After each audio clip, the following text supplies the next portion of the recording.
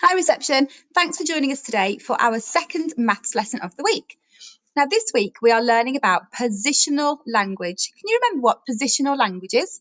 Pause the video now and tell your helper what you remember. That's right, positional language helps us to describe where something is. That's one way of using positional language, and that's what we've been using yesterday and what we're going to use today. So in today's lesson, we're going to use the positional language that we learnt yesterday, plus one more new word to describe where things are. So you're going to need some little toys. Now I've got some little people. Do you remember playing with these at school reception? But you can also use your teddies, you can use your dollies, you could use the little animals. You could also use animals, or you could use some vehicles if you've got cars, any little toys like this. You're also then going to need some other things to put them next to. So I'm going to use some dolls furniture from our special dolls house, but you can use anything else that you've got. So you could use some things from your kitchen, you could use some pots, you could use some other things from your fridge or your cupboard. So you could use some tins, you could use some yogurt, you could use different fruit, you can use a basket. So go and collect the things that you're going to need for this lesson and come back. Super job. Now, before we start our lesson, we're going to get our brains nice and warmed up. So what we're going to do is we're going to do some actions and we're going to count them. So we are going to do, first of all, can you do that? Some soft air punches.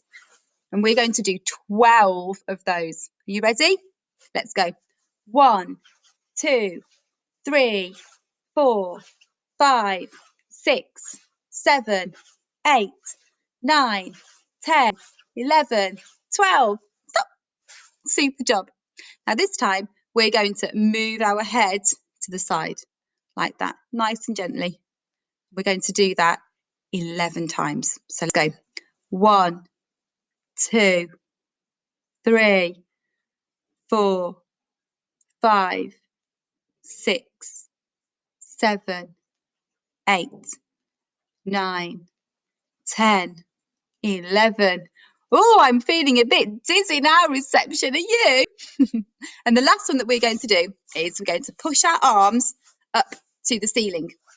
And we're going to do this 15 times. Think you're strong enough? I think you are. You ready? Let's go. 1, 2, 3, 4, 5, 6, 7, 8, 9, 10, 11, 12, 13, 14, 15. Oh, give your arms a bit of a shake now. My arms are feeling a little bit achy after doing that. Super job, reception. You've just counted some actions. Well done. Now, for our lesson, we're going to quickly learn about one more positional word. Are you ready? This word says behind. Behind. Can you say that word? Behind. Super, super job. Now, I've got something behind my back. So it's not in front, it's not on top of, it's not next to me. You can't even see it because it's hidden behind my back. Now, I've got an animal behind my back. See if you can guess my animal. Behind my back, this animal is the king of the jungle. This animal likes to roar. Have you guessed it? What animal is behind my back? It's my lion. Well done. So that's the other word that we're going to use today in our lesson, behind. Now, would you like to join me to go and look at our doll's house? Yeah. Okay, let's go. Hi, reception. Welcome back to our maths lesson. So you can see I've got our doll's house all set up, ready for us to have a play. And what we're going to do is use our flashcards to put some of our toys into our house. And then you're going to pause the video to describe where the different toys are. So let's have a look. The first word that we're going to do is in between. So I'm going to have a go at doing this one first. Now, if something's in between, it needs to be in the middle of something, doesn't it? So it needs to be next to two different things, one on either side. So let's have a little look. There's my word, in between. So I'm going to get our little boy. Here's our little boy. And I'm going to put him in between the desk and the table. Let's see if he'll stand up. There we go. Our little boy is in between the desk and the table. Can you say that, reception? The boy is in between the desk and the table. Super job.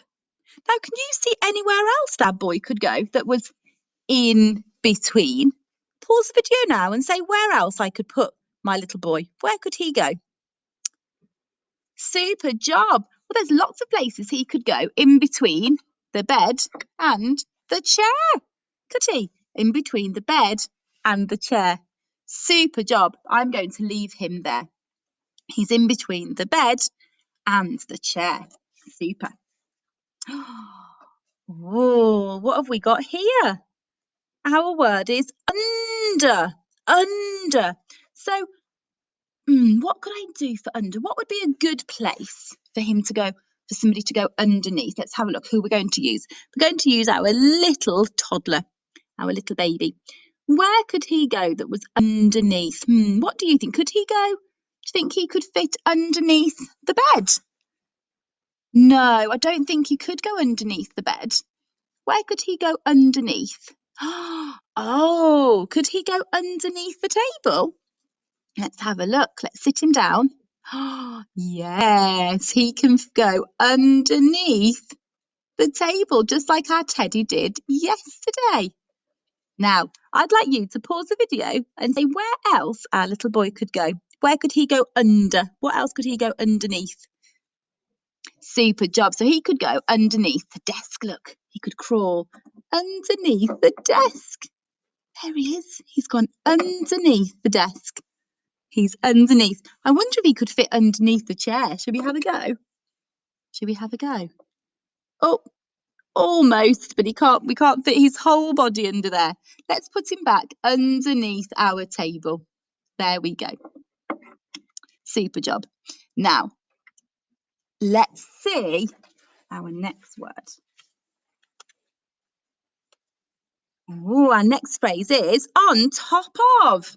Now, who's going to be very, very cheeky and go on top of something? Oh, it's our cow. This is a bit like the story, a squash and a squeeze, isn't it? Here we go.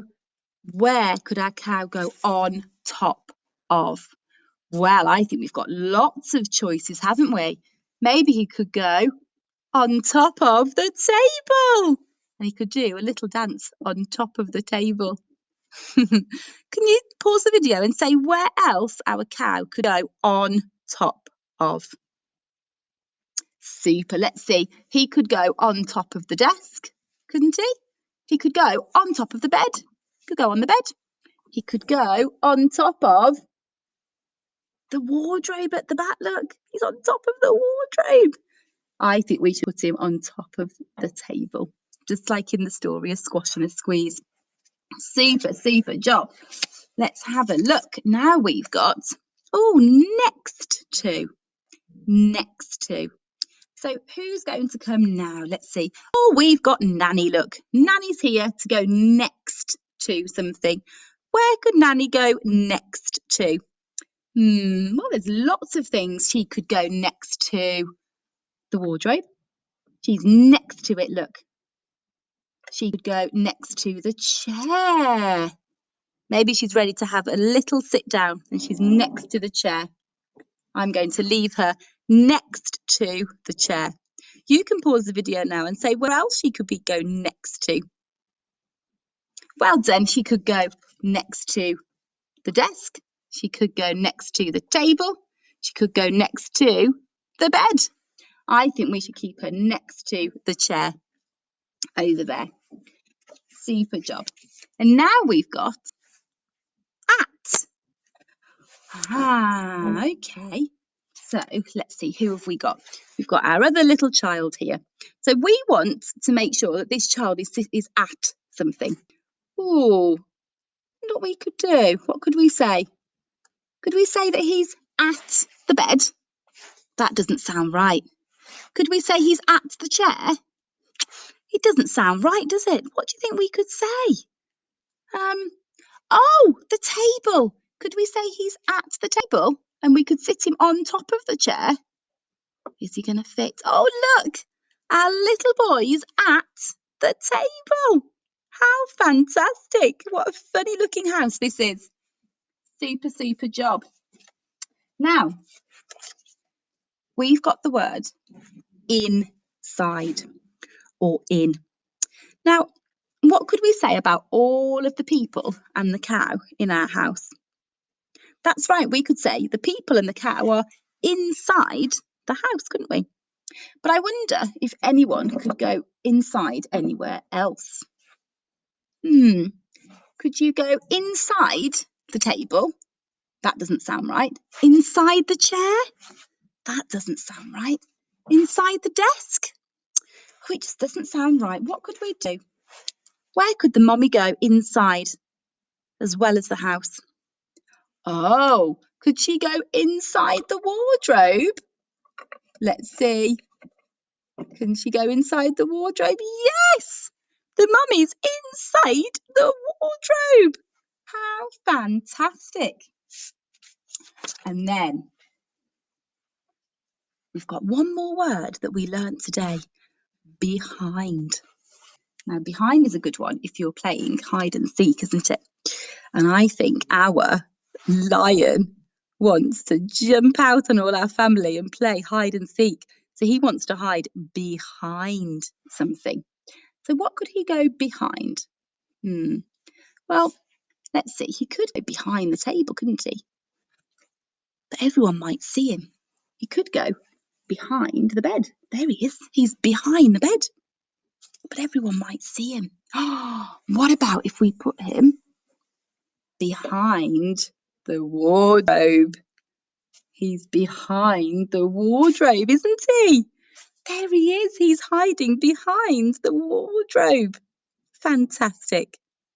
Now, what I'd like you to do is pause the video and I'd like you to talk about where the different people and animals are in a house using the words that we've learned. So I'm going to go first. The cow is on top of the table. The cow is on top of the table. I'd like you to pause the video and I'd like you to have a go at describing where the different things are using our positional language. Well done, reception. So let's see, we've got the boy is in between the bed and the chair. This little boy is at the table. He's also sitting on top of the chair. Our little friend over here is under the table. Nanny is next to the chair. We've got Mummy inside the wardrobe. And then finally, we've got the lion hiding behind the wardrobe. Fantastic. So now it's your turn, reception. You're going to have a go with your own toys at setting up a little scene like this using words that I have sent your helpers. And I'd like you to then talk about where all your toys are. And you can send us a video and a picture of all the things that you've been doing. Well done, reception. Remember, to make sure that you are really confident doing this, you need to use our positional language. Well done. Super job, reception. Bye-bye.